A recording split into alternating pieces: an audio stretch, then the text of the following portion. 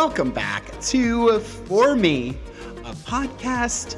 Hey everybody, it is your boy LJ with a little bit of life, chaos, and clarity, one conversation at a time. I don't know, we're still working through the tagline. Guys, I just want you to know that I have spent 2 hours trying to figure out the sound and the lights, and I don't know why, but last time I did this, the first time I did this, everything was chef's kiss. This time, all of a sudden, it was like, things aren't working. What's wrong? And it turned out it was a faulty wire. You don't care. I'm just letting you know. I'm proud of myself because I handled my feelings. I didn't have a meltdown. There was maybe a moment where I was like, I'm going to cry. But there wasn't a scream and a yell, and these are positive things. Okay, so 2 weeks. It's been 2 weeks since my last podcast. I'm really sorry for the gap. You guys, I have gotten so deep into something I'm going to share with you guys later in the show that I have just become incest. I have just become obsessed in flow state. If you've ever been in flow state before, you know what it is, right? Have you ever been in flow state before? Okay, so that's when it's the only thing that's on your mind. There's hyper focus. You feel this wild surge of energy, and I have just been obsessed, and I can't wait to share about it with you guys. Okay, today's episode is packed house. We got a lot to talk about because there's been a lot that's been going on. We're going to talk about catfishing, all right? We're going to talk about how I got catfished on a date. Yep, your boy. We're going to do a little bit of some of the drama between Blake Lively and Justin Baldoni. And then I'm going to tell you about my personal development course I've been working on. It is called The Alchemist's Blueprint, and I'm so excited to share with you about it. Okay, so we're going to do this. I'm going to talk to you a little bit about dating. I think I told you guys earlier, but obviously I've been single now for, November, December, January, almost 3 months. Amazing. And I was like, you know what? I'm going to get back out there on something. So I put myself on Grindr, which I talked about previously, and I was like, no, this isn't going to work for me. And then I put myself back on, I don't know why the reverb was up. So sorry guys, it's just all the technical difficulties tonight. So you get a little echo from me. I'm sorry about it. Okay, anyways, so I decided to go on Facebook dating. All right, and I like Facebook dating because I actually met an ex-boyfriend of mine a long time ago on there. And I like it because you can actually see if you have mutuals between you and somebody else. And it's not just about sex, it is about dating. Or so you would think.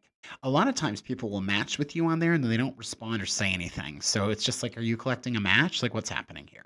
I find it really fascinating though, because I am somebody who takes my time to fill out my profile. So it's a robust profile and I'm proud of it. I feel good about it. And I like answering the prompts because I just feel like they're going to get to know me a little bit. So they're going to see my vibe. If someone has 2 words, hey, what's up, in their profile, all you're showing me is your photo. And obviously I got to be attracted to you, number 1. But number 2, why am I going to match with you and I don't know anything about you? I think this is important. This merits a discussion because I am trying not to be judgmental, but I have a lot of opinions, and that's why I'm here for me. Because for me, if you were going to match with somebody, I want you to ask yourself one very important question. Would you walk up to that person and have a conversation with them or chat with them in real life? If the answer to that question is no, then you should not match with that person. I'm sorry. I'm just going to say it. Because if you wouldn't have the gumption to do that, why are you doing it now? So I'm going to say that, number 1. Number 2, if you have in your profile either nothing or not really sure what I'm looking for, so I'm just going to give this a shot, then you might as well just delete your profile right now. You want to know why? Because it's not intentional. And the universe is going to look at that and going to be like, all right, well, I don't know what you want. So I don't know what I'm going to give you. So I'm just going to give you like a maybe. And it's going to be this weird thing where the energy is going to feel off. Why are you doing that to yourself? Why are you matching with me? And then in your profile going, I don't even know what I'm looking for. So then what is this? What are we doing? I don't know. Do you know? Because I don't know. Listen, guys, this might sound really intense, and I'm okay with that. I'm an intense guy. But like purpose, intention, these things matter. All right? Also, if you're looking for friendship and chatting, why are you matching with me? because there is actually a friendship option. You can sign up for Facebook dating, and then you can also sign up for Facebook friendships, which shows you friendship profiles, which is kind of weird because I get a lot of straight guy friendship profiles, and then I'm like, oh, let me be friends. And then I'm like, well, they're gonna think I'm hitting on them, and then it's weird. Whatever. But why are we matching romantically? I don't want that. So, anyways, not happy or pleased. This guy right here. But you know what? I'm learning a lot about myself. So, funnily enough, is that even a word? Funnily? Okay, so I went on a date. Wow. I got asked out. Nobody ever asks me out. Ever. I'm serious. So I was flattered. So this is a person who I guess has been following me on Instagram for a couple of years, and we've chatted here and there randomly in the DMs, but nothing serious. And he sent me a message and he goes, hey, I haven't seen Wicked. I know you really loved it. I'd love to see if you're interested in going to see it again. And I'm like, okay, sure. Why not? I'm flattered. You asked me out. Nobody ever asks me out. That is like, that is so sexy when somebody asks you out. I mean, here's the thing. First red flag should have been like movies. Like, why are we going to the movies on a first date? Like, we're not going to talk. We're not going to have a conversation. Like, what is this? Second red flag is his photos. Now, he had some really nice looking photos. And I was like, okay, some of these are clearly AI. Okay, okay. But then some of them are clearly not AI. Great. So I'm a crazy person and I downloaded some of the photos and I put them through like is this a fake photo or not vibe website, right? Some of them very clearly AI, some of them not. So I was like, okay, not thinking. So I'm nervous, right? I'm nervous to go on this date, whatever. And I'm excited. I'm like, oh, okay, this is really cool. I'm not putting any pressure on it. Who cares? This is my first date. I'm really excited. I'm going to see Wicked again, which I love. He's like, can I pick you up? Yes, absolutely. How sweet. What a gentleman. Picking me up or going on a date. Shows up. And immediately I'm like, you are 20 years older, at least, from what your photos look like. Like the photo and the person in front of me, big difference in look. So I'm like, okay, all right, let's not get stressed. Let's just enjoy this experience. One of the first questions he asks me is how old I am. I say 38. How old are you? I'm not telling you that. What? Wait a second. You just asked me how old I am, and your response to the same question is, I'm not telling you that. Are you nuts? 3 times. I asked him 3 times until he finally told me how old he was, 56. What the mother F? First of all, you can't ask me out on a date and then ask me how old I am, not tell me how old you are, and then make it seem like it's weird that I'm asking you. So I was like, all right, why don't we meet a little bit earlier and we can get a drink at the movie bar because I'm classy. So we're sitting down at the bar and he's like, well, do you think age is like an issue for you? Bro, I said, yes, actually, it is an issue for me. He's like, well, why? And I said, well, first of all, we're in 2 different places in our lives. Number one, I'm trying to make it as this thing you see in front of you. You're settled in your career. There is definitely financial difference between us. There's a power difference there, and I've been in situations like that before. And he's like, well, I just don't think it should be an issue. I'm like, bro, you wouldn't tell me your age. You weren't being honest with me from the second we met, and you don't think that's an issue? And then he kept making it seem like I was teasing him for his age when I wasn't. So I asked him, like, are you falling asleep? Because it was a 3 fucking half-hour movie long. We're in the movies, right? It's fucking Wicked. It's 9 hours, right? For one act. And I'm like, are you falling asleep? Just like teasing. He's like, why are you saying that because I'm old? Bro, get out of here. Don't even start with me, mama. So, couple of things I learned. Number one, and actually Abdullah said this to me, so shout out to Abdullah. He was like, FaceTime. Next time before you go on a date with somebody they ask you've never met them, FaceTime. So that no one's wasting time. All right. Because at the end of the day, like that was my Sunday afternoon. That was like my time. I was supposed to potentially go hang out with a girlfriend of mine who I love to death, Jill. And I was like, you know what, Jill, I got invited on this date. Do you mind if I go? She's like, yeah, no problem. So that you can lie to me about your age? Excuse me. Okay. Give me a second here. That's number one. Number two, if somebody asks you how old you are, Tell them. Don't make it weird. Don't make it uncomfortable. And number 3, if you go on a date with somebody and you clearly have a hang up about something, don't act like you don't, because that was the most annoying part. Like, he's pretending like he doesn't have a hang up about something he clearly had a hang up about. And it really wasn't that big of a deal to me, but like, ultimately it was, because I'm like, wait a second, we're 18 years difference here. And that's a big jump. And you know what? Here's also what I learned, and I was really proud of myself for this. I said yes when he asked me if that was a problem. There was a younger LJ, a younger version of me, who would not have been that forthright in the moment, who would have not wanted to hurt anyone's feelings and be like, oh, yeah, it's not a big deal, and be open minded and this, that, or the other. But I was like, no, it's not going to work for me. Straightforward. I'm like, damn, I know what I am. I know what I like. I know what I want. I know what I don't want. And I'm not mincing words here. I have spent so much time earlier in my dating career being in things or doing things I didn't really want to do because I didn't want to hurt someone else's feelings. What is that? No, no, no more. Okay. That is that is what I wanted to share with you. Also, AI generated photos, they're just red flags. So let's remember that. I'm going to talk to you guys a little bit about being a little bit more clear about what it is you do want and going out there and maybe how to create that. But hey, I ripped off the first date band-aid. I went to the movies. I went to the bar at the movie theater and got catfished. So lessons learned, everybody. All right. Okay.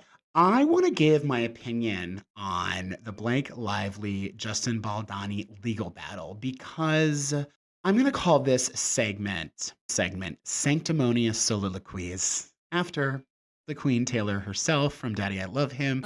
Sanctimoniously performing soliloquies I'll never see. Because this is my sanctimonious soliloquy about Blake Lively and Justin Baldoni. First of all, I watched the movie. It Ends With Us. It was really good. It was so good. It was a hit, actually. I didn't realize this. It was so good. I related to a lot of it.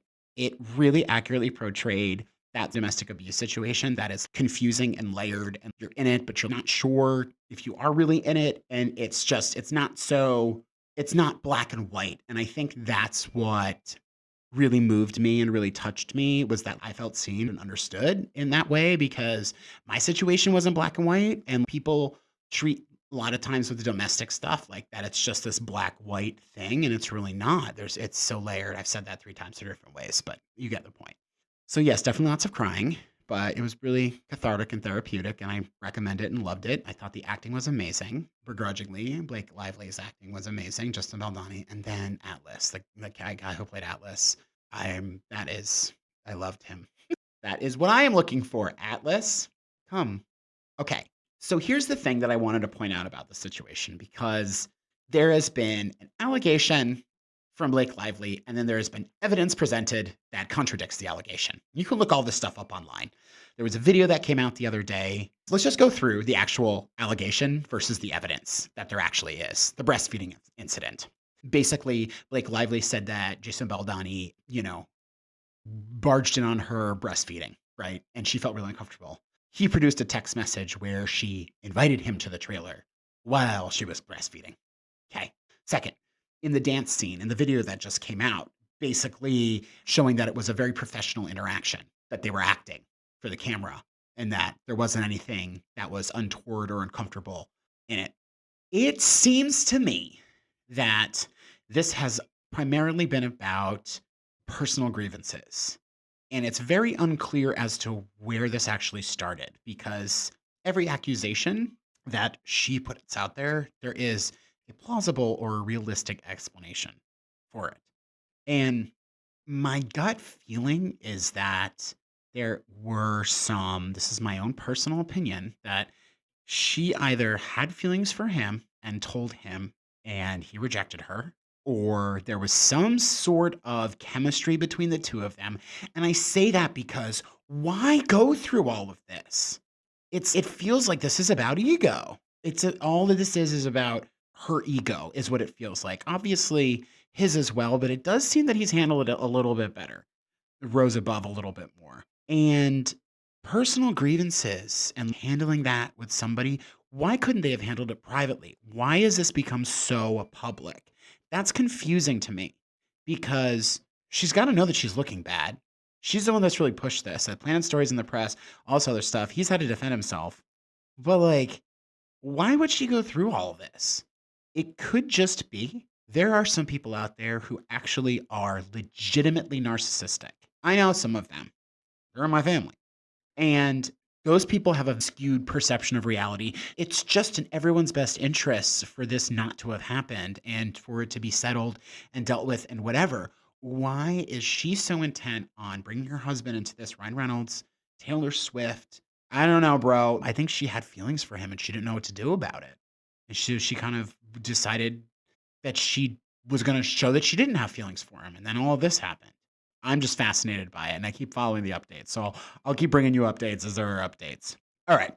I want to talk to you about where I've been because I've been in flow state. I've been creating something. And what I'm really excited about is this feels like what everything that's been going on in my life has been leading to. And things are starting to make sense.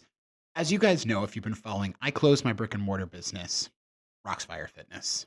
In December of last year, I let everyone know November 1st is something I've been planning for a while, since over the summer. 3 days after I announced in November, my ex and I broke up. We got into a fight about nothing and everything, which is always how it seemed to happen with us. My main takeaway looking back at that whole situation now is that when I was going through something, he couldn't handle that. He was allowed to be off kilter, and I was allowed to be the calming and steadying influence. But when the shoe was on the other foot, he didn't know what to do with that. And that makes sense. Makes sense. Whatever. I'm not relitigating that. But what I do want to say is that all happening at once, that was like, what's going on? Like, what? Hold on. Closing your business. You lost this relationship, this messy ass 2-year relationship you've been in that's been up and down all around. And I was like, I've got to look at this. Like, what is going on? Like, what are these patterns? What's happening? What's showing up for me in my friendships, my relationships, career, all this sort of stuff. And I've been on the personal development journey since college. I read Eckhart Tolle when I was in my early 20s. I didn't quite get it, but like started to. Last year, as I was deciding whether or not to close the business, one of the reasons I decided I was going to was because I did an exercise that allowed me to get clear about what I really want and what my gut was telling me. And I'm genuinely and generally a happy person, meaning I'm more positive than I am not positive. And it's not fake as much as other people have said that it's not real. Oh, it's authentic. It's real. But the reason why is because I've done this work over the years to figure out who I am, what's going on with me. And I thought that I had everything all figured out, right? I thought I was in the clear, babe, but I wasn't. And this is the thing, right? Because personal development is going to be forever. It's your whole life. And it's something I'm fascinated with. And what I ultimately realized is that I was not thriving in my relationship, in my business and career. I was like out of touch, out of step with myself. And it was like, why did you even open the gym to begin with? The person that opened that gym is so different than this person. I had my reasons, I know for sure. But I was like flailing then too. And I've just always been kind of flailing when it comes to my professional stuff. And I think a lot of it has to do with that I didn't really know my purpose. And over the past couple of months, things have opened up for me. And it's been this wild transformation. And it's because I was like, what am I meant to do? What am I here for? God, what do you want me to do? What do you want for me and from me? And I never really asked that before. I think you go through this experience where you really do just say, these things aren't working for me. Show me. And I started going back and I started looking at my patterns and I started looking at things that were repeating themselves for me. And I was like, why am I attracting this type of person? Oh, it reminds me of this relationship. Okay. Well, why am I still doing that? And I started to build a process for myself. But with self-development, with personal growth, there's a lot of people out there. And they're all kind of variations of something similar-ish. What I'm attracted to or what I'm drawn to is stuff that is a little bit more science-backed and stuff that has a practice. And you'd be surprised, there's actually not a lot of that. So there have been some amazing programs that I followed, and David Bayer being one of them, incredible.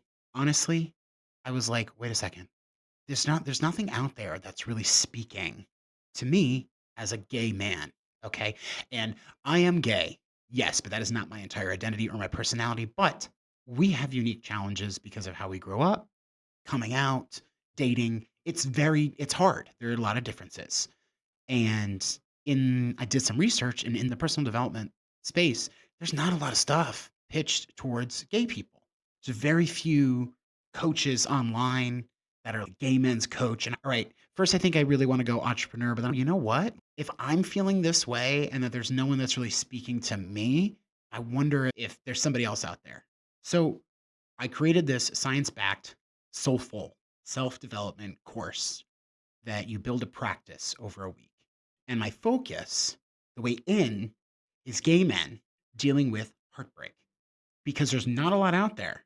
I was in a monogamous relationship. For anybody, there's really not a lot out there on how to handle a breakup.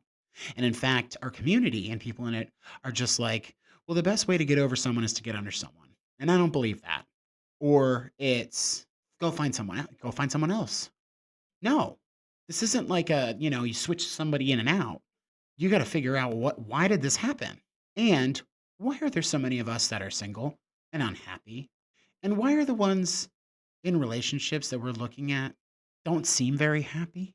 And why is it that as gay men, there's a real aversion to doing deep work and looking at your patterns and your childhood and who you want to be and where you are and the shame and the rage and the narcissism? I met somebody else recently that wanted to be friends with me, but didn't ask me anything about myself, and then got upset with me and said, "You're not telling me anything about yourself. Well, you didn't ask." And I'm looking at my contemporaries, and we're all big boy messes. And there are some of us, don't get me wrong, that are amazingly successful, but we've thrown so much of that success into how it looks to everybody. And I have been having over the past 3 months, like I don't know if it's the dark night of the soul or whatever it is. And I have $700 right now in my bank account. I don't have a boyfriend. I don't have my gym anymore, but I have never felt more in alignment and in flow and happy in my life. I have done some real deep work over the past 3 months. I've faced a lot of shadows and I've looked at things and I have come back around to a few key pieces. And the biggest one is I am inherently worthy, inherently worthy. And so are you. You don't have to do anything to prove it. You don't have to say anything. You don't have to buy anybody anything. You just have to be you. And you are so worth it. And I'll tell you something, there are a lot of gay guys who don't think that way about themselves. And it makes me really, really devastatingly sad because I've dated a lot of them. And probably so have you. And I want to be part of a movement towards discovery of self. Not in a way where it's like we got to go back and dig up the childhood craves and all this stuff, because that's for therapy, right? If you want to go do that. This is about moving forward. And sometimes we got to go back to go forward. But I have decided that this course and this phase of my life, this is what I'm doing. There's no backup plan. There's no, well, if this doesn't work out, this is going to work out. And you were here first. You saw it. You've watched this show quality right now of what I'm speaking about way different than when I started this a month ago. And also at a just coming off of Roxfire, thought I made friends with some high schoolers. And now I'm like, oh, I'm tapped in. I've elevated. And I want you to elevate. And I'm so excited about bringing this to you guys. The whole thing, the whole practice centers around this idea of the stories that we tell ourselves. Because right now you have a story probably in your life about your relationship, about your job, about your family, about your partner, about this, that, whatever it is. And I'll tell you something, that story didn't originate with you. You probably learned it a really long time ago, back when you couldn't question whether or not it was valid or not. And the whole point is that we're going to look at some of these stories that you have that are maybe the reason why you get into a similar cycle, a similar pattern in your relationships, or maybe why you're not where you want to be in your career, or maybe why this friendship or this or whatever isn't working. It's because of the story you're telling about it. And I'm going to help you take that story, shift it to a new, empowering realignment, and then watch you thrive from there. And I'm going to help you build a practice with it. I've actually got a little guide in the show notes that can help you start right now. Program's launching the middle of next month. Pre-sales are starting in a week or so, but I've got a guide. So if you want to start looking at those stories, download it in the show notes. Let me know what you think. And I'm so excited. Being in alignment right now with myself and sharing this with you and going on this journey, I can't wait to take you guys with me because we're going to go deep. We're going to talk about it. We're going to talk about why so many of us don't really know what we want or aren't able to articulate it, why there are so many of us that are afraid of a commitment, of going deeper, and how to heal some of this stuff to become unstoppable, because you deserve to be unstoppable. You are unstoppable. You just don't believe you are. You have a story about yourself where you're not unstoppable. And if this isn't resonating with you, if you're like, this is all BS, cool, this isn't for you, I'm not for you, and I don't care. If you're looking at this and you're like, this is corny, this is lame, cool, goodbye. Go to the next YouTube channel, okay? This is where it's at. This kind of work is going to get you the relationship you want, the bank account you want, the career you want, because it is about being in flow with yourself. And sometimes being in flow with yourself is just allowing yourself to feel your feelings and not make them wrong, okay? We spend so much of our life resisting how we actually feel about things. How about just accept how you feel? That's a new one. Okay. I'm going to break the whole thing down, the whole thing, but I'm so excited about it. And I want to share it with you. So make sure that you download. Thank you for listening today. I know we talked about a lot and it's been deep and it's been a while. It's been crazy. And this has taken 3 hours to record a half-hour podcast. Whatevs. There is a lesson in it tonight. Lesson is write down how to do things. We're going to do some questions because I already got a question last week from a viewer. I didn't get a chance to answer it. I'm going to actually make a segment. I want to know, what do you guys want to know? What are your questions? It can be a relationship question, career question, personal development, drama, whatever it is. I want to tease it out with you. So I have a form down below. Click the form, fill it out, ask your question.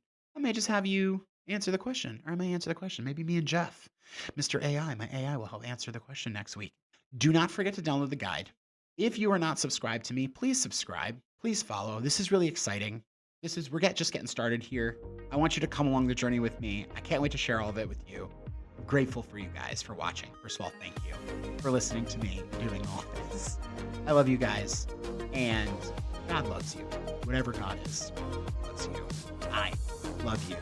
So this has been For Me, a podcast. I will see you next time. Have a wonderful day.